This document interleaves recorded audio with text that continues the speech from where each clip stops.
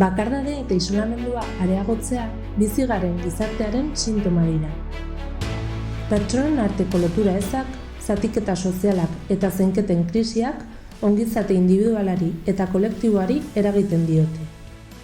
Giza harremanak eta elkarren arteko zaintza funtsezkoak dira bizitza oso baterako eta zahartzaroa, osasun mentalaren zaintza, klima aldaketa edo desberdintasuna bezalako erronkei aurre egiteko.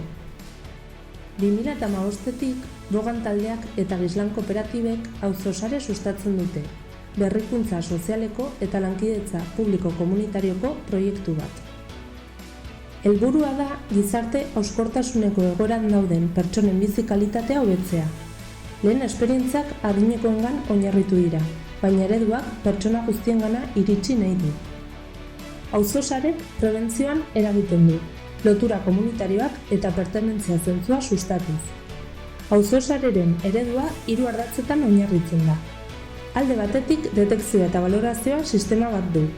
Gizarte zerbitzu aukera ematen diena gizarte hauskortasuneko egoerak detektatzeko, horiei aurre hartzeko eta ebaluatzeko. Sistemak jasotako informazioa aztertzen du egoera sailkatu ahal izateko eta arriskua baloratzeko. Bestetik, aktibazio komunitarioak kohesio soziala sustatzen du.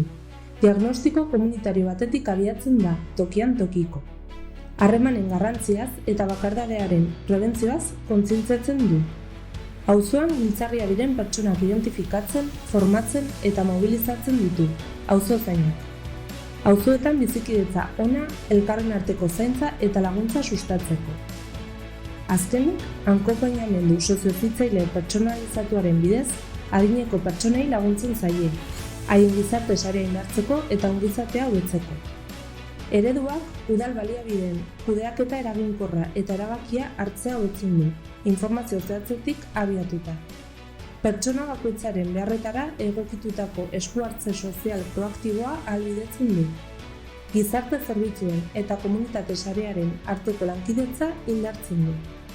Gizarte kohesioa eta pertsonen ongizatea areagotzen ditu. Auzosare, teknologia, komunitatea eta zaintza balioak batzen dituen proposamen berritzailea da. Auzo konektatuagoak, gizatiarragoak eta solidareagoak eraikitzeko. Pertsonen bizitzak eta komunitateak eraldatzeko harremanek duten boterean sinesten dugu.